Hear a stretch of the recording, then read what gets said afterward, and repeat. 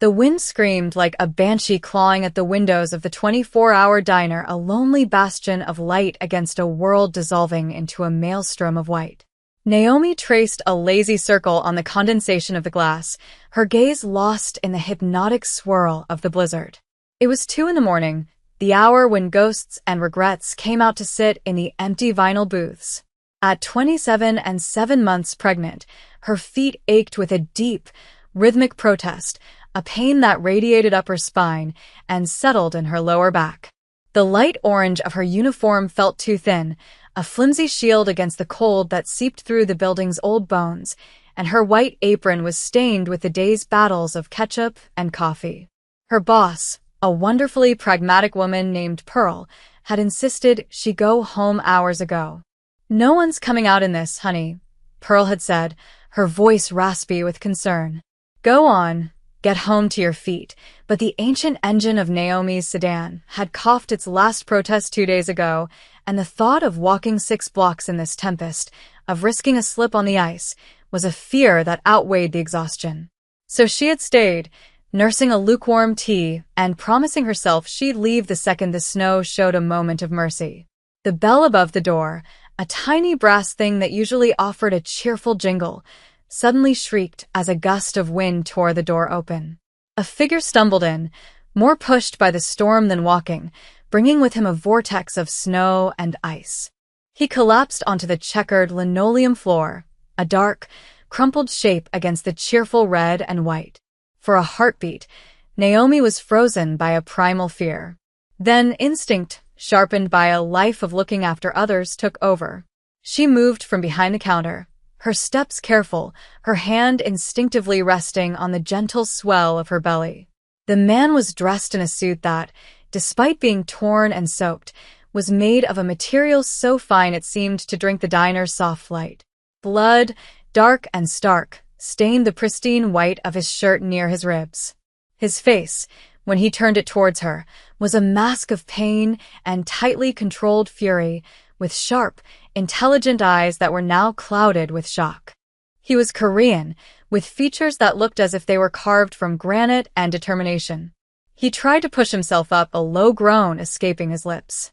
"Don't move," Naomi said, her voice soft but firm, cutting through the howl of the wind. "You're hurt." He looked at her, truly looked at her then, and a flicker of disbelief crossed his face, as if seeing a pregnant woman in a cheap orange dress was the most surreal part of his entire night. He watched her with the predatory stillness of a cornered wolf, his eyes cataloging every detail of the small diner, every potential threat. The chrome napkin dispensers, the worn Formica countertop, the faded posters advertising milkshakes for a price that hadn't existed in a decade. And her.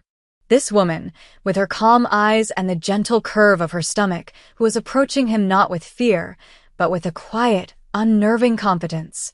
"Stay back," he rasped, the words a raw tear in the air. His hand moved weakly towards the inside of his jacket, a gesture she instinctively understood. Naomi stopped, holding her hands up in a placating gesture. "I'm not going to hurt you. My name is Naomi." "You're bleeding all over." Pearl's clean floor, a ghost of a smile touched her lips, a small, disarming thing. The absurdity of her statement seemed to momentarily break through his wall of pained aggression. He slumped back slightly, the effort to remain vigilant costing him more than he had. "There's a first aid kit behind the counter," she continued, her voice maintaining its soothing cadence. "And I make a pretty good cup of hot water with lemon. Let me just help you into a booth." He didn't agree, but he didn't refuse either, which she took as permission. She moved carefully, retrieving the green plastic first aid box and a bowl of warm water. She knelt beside him, the linoleum cold against her knees. "I need to see the wound," she said, her tone leaving no room for argument. He hesitated, his jaw tight, a war playing out behind his eyes. In his world, vulnerability was a death sentence. Trust was a currency he had stopped trading in long ago. But the relentless throbbing in his side and the encroaching cold that had nothing to do with the blizzard were making their own arguments. He gave a stiff, almost imperceptible nod. With gentle, practiced hands, Naomi eased back the sodden fabric of his jacket and shirt. It was a deep, ugly gash, more of a slice than a puncture, bleeding sluggishly. It wasn't a bullet wound, she noted with a sliver of relief. A knife, maybe. This needs stitches, she stated plainly, cleaning the edges with an antiseptic wipe from the kit. He flinched, a sharp intake of breath hissing between his teeth. There are no hospitals open in this storm, he ground out. No ambulances on the road, I know, she said simply, her focus entirely on the task. But we have to stop the bleeding. Hold this. She pressed a thick gauze pad against the wound, guiding his hand to hold it in place. His fingers were cold, but his grip, even weakened, was firm. They were trapped, two strangers in a bubble of warm light, while the world outside raged. The storm had sealed them in, erasing the roads, the city, everything but the hum of the old refrigerator and the rhythmic ticking of the clock above the kitchen pass-through. After Naomi had cleaned and bandaged his wound as best she could, she had helped him into the corner booth. He sat stiffly, his expensive, ruined suit a stark anomaly against the cracked red vinyl. She placed a steaming mug of broth in front of him, something she'd found in the back from Pearl's emergency stash. He hadn't told her his name. He hadn't told her anything. He just watched her, his dark eyes missing nothing as she moved around the small space, refilling the sugar shakers, wiping down counters that were already clean. It was a nervous energy, a need to do something familiar in a situation that was anything but. "You're not afraid of me," he said finally. It wasn't a question, but a statement of fact, laced with a faint note of surprise. Naomi paused, a cleaning rag in her hand. She looked at him, at the hard lines of his face and the lingering pain in his eyes. "Should I be?" she asked, her voice genuine. "People who look like you usually have people they pay to bleed for them." His lips tightened into a thin line. "You're observant. I'm a waitress," she corrected gently. "Observing is the job. I know who wants a refill before they ask, who's on a bad date, and who's trying to skip out on the bill." She turned back to the counter, her movements slow and deliberate. "You, on the other hand, you look like you're the one who sends the bill." A low, rough sound that might have been a chuckle escaped him. Something like that, a comfortable silence settled between them, punctuated by the howling wind. Naomi finally sat down in the opposite booth, a weary sigh escaping her. She rubbed her lower back, a familiar ache settling in. "Why are you still here?" he asked, his gaze softening slightly as he watched the unconscious gesture. "Shouldn't you be home?" "Car's dead. And my home is a 6th-floor walk-up. The thought of climbing those stairs right now." She trailed off, patting her belly. "He's been active all day. I think he likes the sound of the storm." He looked at her stomach, a flicker of an unreadable emotion in his eyes. "You're alone?" The question was quiet, almost hesitant. "The father isn't?"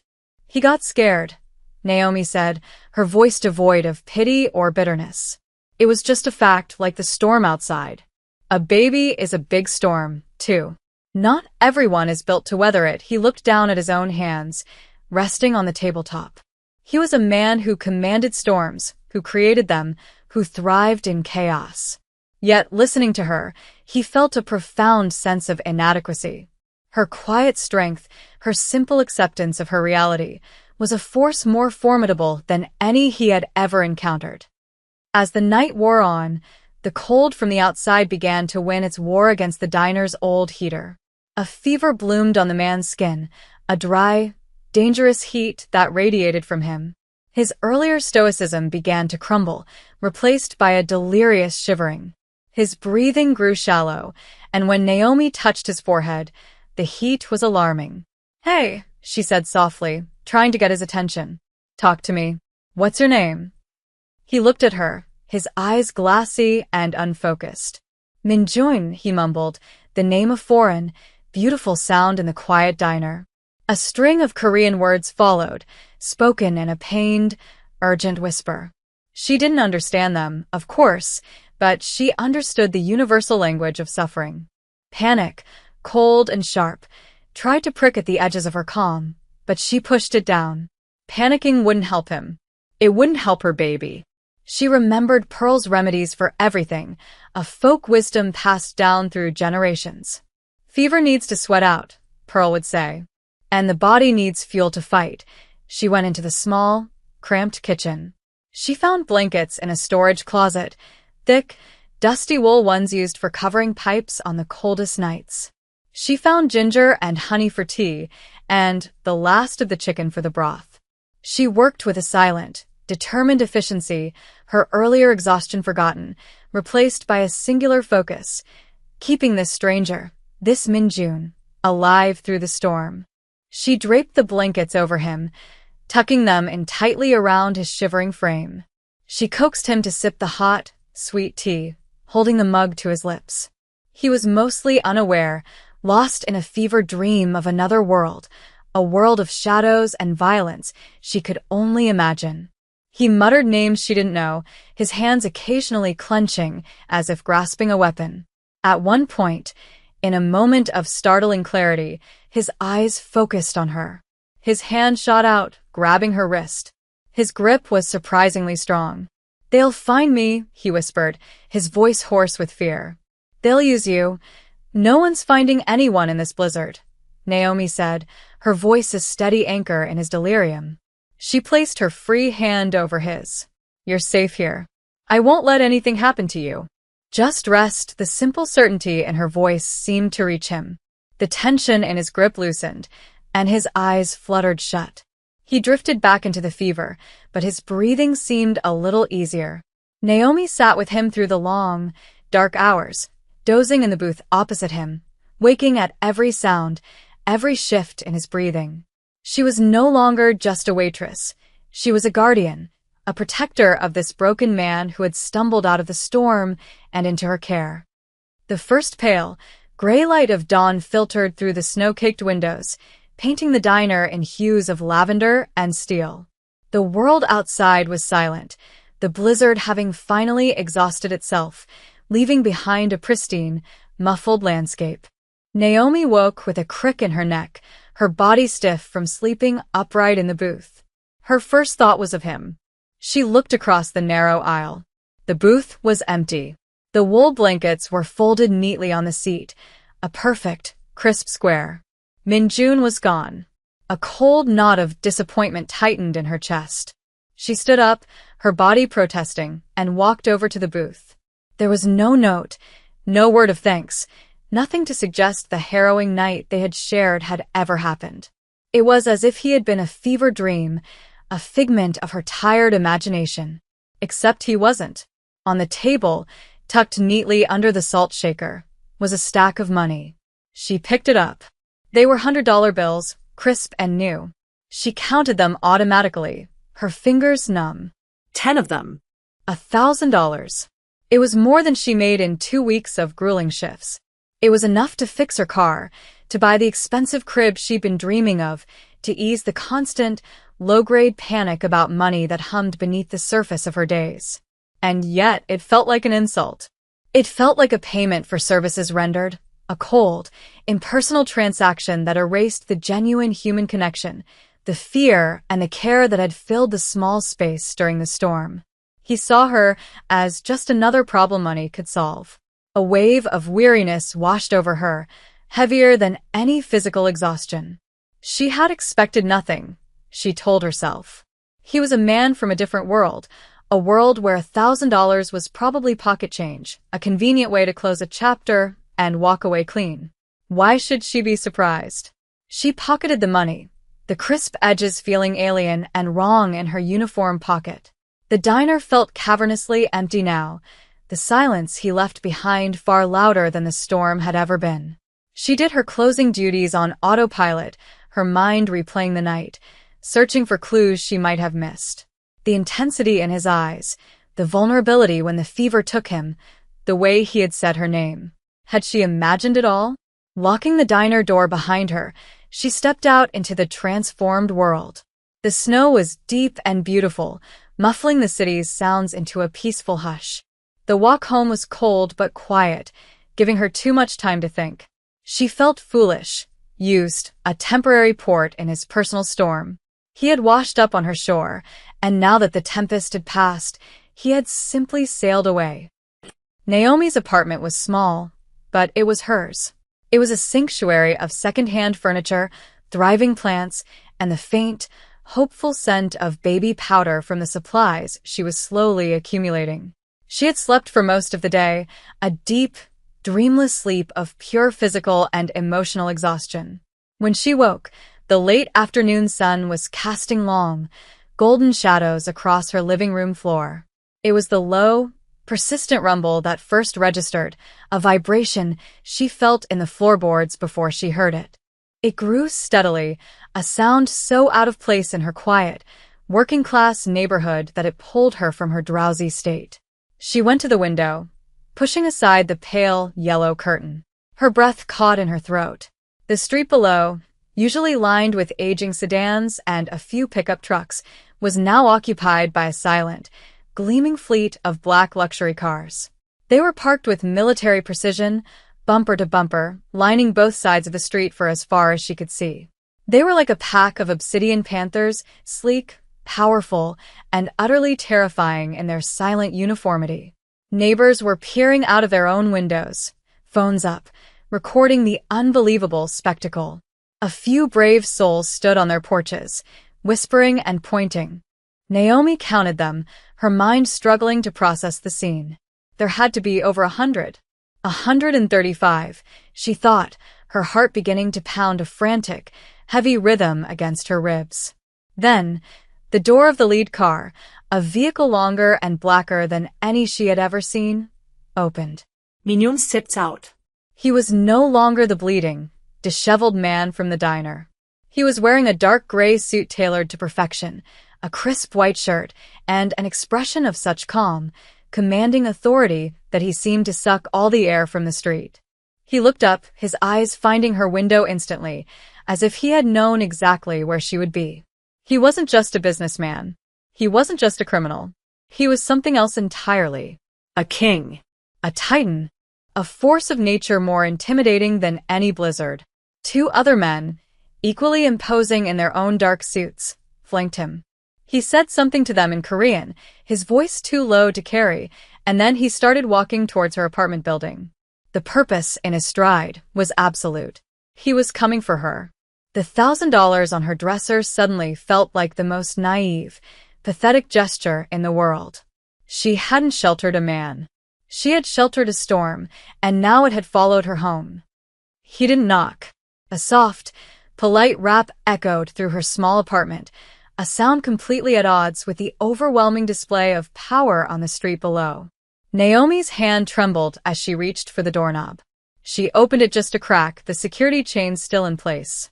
Minjun stood in the hallway, his presence seeming to shrink the already narrow space. His expression was unreadable, but his eyes held a flicker of something she couldn't name, regret, perhaps, or apology. "Naomi," he said, his voice a low, steady baritone. "May I come in?" She should have said no. She should have slammed the door, called the police, screamed. But looking at him, she saw the ghost of the vulnerable man who had shivered with fever in her diner booth. She saw the man whose life she had held in her hands. Slowly, she unlatched the chain and opened the door. He stepped inside, his expensive leather shoes silent on her worn wooden floor. He took in her small apartment in a single, sweeping glance, the mismatched armchair, the stack of parenting books on the coffee table, the single photo of her and Pearl laughing together. His gaze was intense, as if he were trying to memorize the details of her life. "The money," he began, his voice tight. "It was an insult. I apologize. In my world, it is the only language I was taught for situations I do not understand. It was a clumsy, foolish gesture. What world is that exactly?" Naomi asked, finding her voice. She gestured vaguely towards the window. "The world where you need 135 cars to run an errand?" A faint smile touched his lips, but it didn't reach his eyes. "The world I wish I had never brought to your doorstep. I came to thank you properly. You saved my life." Before she could respond, his phone buzzed. He glanced at it, and the fleeting softness on his face vanished, replaced by a mask of cold fury. "There is a complication," he said, his voice dangerously low. He turned to face her fully, his eyes locking with hers. "The man who did this to me, he was a business associate. A man named Thorne. He betrayed me. My men have just informed me that Thorn has learned where I was last night. He knows about the diner. He knows about you. A cold dread, far more terrifying than the blizzard, washed over Naomi. Me? What do I have to do with any of this? To a man like Thorn, you are not a person, Minjun said, his voice laced with self-loathing. You are leverage. A weakness he can exploit, the simple, safe life she had worked so hard to build, the quiet world she was trying to create for her unborn child, was shattering. The violence of his world had followed him through the diner door and was now seeping into hers. I will not allow him to harm you, Minjun stated, the words a solemn vow. You and your child will be protected. You have my word. The transition from her cozy, cluttered apartment to his penthouse was like being thrown from a lifeboat into the cold, vast expanse of the ocean. His home was a testament to wealth and power, a sprawling space of glass, steel, and minimalist furniture high above the city. The floor-to-ceiling windows showcased a breathtaking panorama, but Naomi felt no awe, only a profound sense of displacement. She felt like a common sparrow trapped in a golden cage. He had insisted she come with him, arguing it was the only way to guarantee her safety. His men, silent and efficient, had packed a bag for her with a disconcerting speed, and now she sat on a stark white sofa that probably cost more than her car, her hands wrapped around a mug of tea she hadn't asked for. She was a prisoner, albeit a well-cared-for one. Minjun stood by the window, his back to her, speaking in rapid, guttural Korean on his phone. He was a different person here. The quiet, wounded man from the diner was gone, replaced by this formidable commander, a man who moved armies with a few words. When he finally hung up, he turned to her, and the weariness in his posture was the first genuine thing she had seen since he'd appeared at her door. He saw the fear in her eyes, the way she clutched her mug like a shield, and something inside him broke.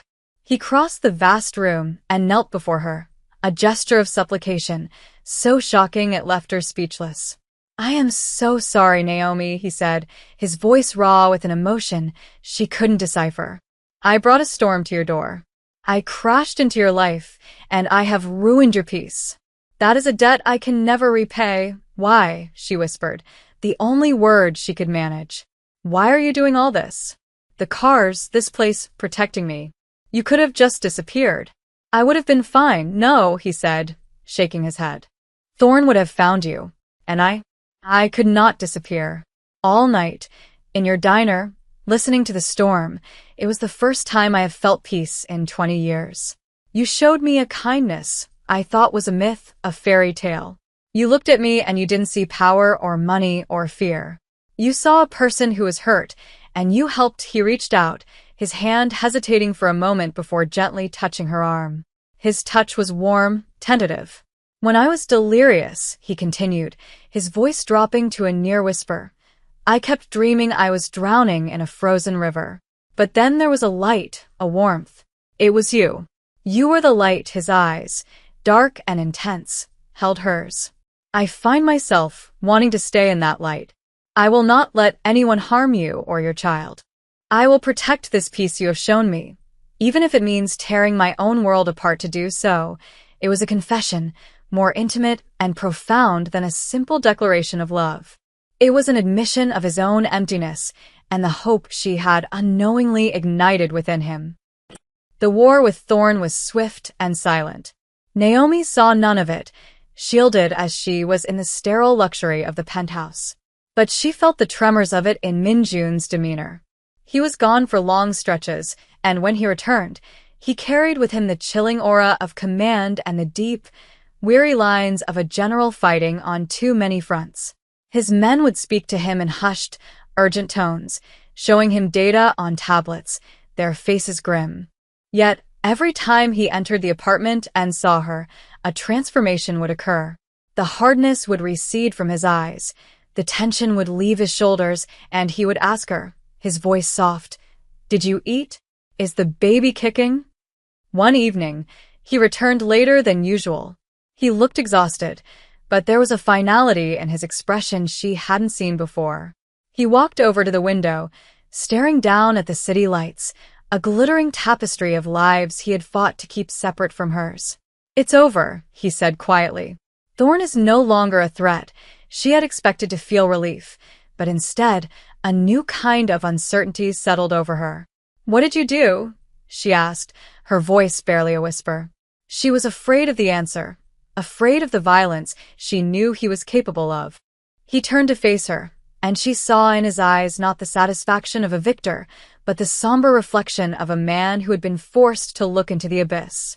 "I did not kill him," he said, as if reading her mind. "I thought about it. The old me would have. It would have been the simplest solution." He walked towards her, stopping a few feet away. "But all I could think about was you in the diner, cleaning my wound. You didn't ask what I did to deserve it. You just helped. You showed me a different kind of strength." He explained that instead of a bloody retaliation, he had used his immense resources to dismantle Thorn's empire from the inside out. He had exposed his corruption to his rivals, leaked incriminating evidence to international authorities, and systematically stripped him of his power, his money, and his allies. He had left Thorn alive but broken, a king with no kingdom, a fate worse than death in their world. "I fought his storm not with a bigger storm, but by taking away his wind," Minjun explained. "It was cleaner, more permanent. It was his redemption." He had faced the darkness of his world and had chosen a different path, a path illuminated by the memory of her quiet kindness in a snowbound diner. He had protected her not just by eliminating the threat, but by beginning to become a man worthy of her protection. "You have changed me, Naomi," he said, his voice thick with emotion. "You have made me want to be a better man." With the threat gone, the golden cage of the penthouse began to feel more like a home. The silence was no longer tense but comfortable. They fell into a gentle, domestic rhythm. He would come home from his long days of managing his legitimate and less legitimate businesses, and the first thing he would do was place a hand on her belly, a look of quiet wonder on his face as he felt the baby kick. He learned she liked her tea with 2 sugars, that she loved old jazz music, and that she had a fierce, dry wit that made him laugh, a real, deep laugh that seemed to surprise even himself. One evening, as they sat on the balcony, the city lights twinkling below them like a fallen constellation, he turned to her. He didn't have a ring. There was no grand, rehearsed speech. There was only the quiet sincerity in his dark eyes. "I don't want to go back to my old life," he said, his voice steady. "And I have no right to ask you to be a part of it. But I am selfish enough to want to try. I want the life you talked about in the diner. A life of safety and warmth. A family." He took her hand, his thumbs stroking her knuckles. "I know this is insane. We are from different universes. But you are the calmest part of mine. Naomi, will you build a new universe with me? Will you marry me?" Tears welled in Naomi's eyes. She thought of her lonely apartment, of her constant worry about the future, of the fear of raising a child alone. And she looked at this powerful, complicated man who looked at her not as a waitress or a damsel in distress, but as his equal, his anchor. "Yes," she whispered, the word feeling more right than anything she had ever said. "Yes, Minyoon. I will." Their wedding was not a spectacle for his world. It was a small, intimate ceremony held in the conservatory of his penthouse, filled with thousands of white orchids. Pearl was there, her eyes shining with pride, having been flown in on a private jet, a fact she found both appalling and thrilling. Naomi wore a simple, elegant ivory dress that draped beautifully over her 8-month bump. Minjun, in a classic black tuxedo, looked at her as if she were the only person in the world. As they said their vows, looking out over the sprawling city, it felt like the closing of one story and the beginning of another. After the ceremony, as the sun began to set, they stood on the balcony. Minjun came up behind her, wrapping his arms around her, his hands resting protectively over hers on her stomach. The fleet of 135 cars was gone, replaced by a quiet promise of a different kind of protection. He was no longer a mafia boss sheltering in a storm. She was no longer a pregnant waitress working a lonely night shift.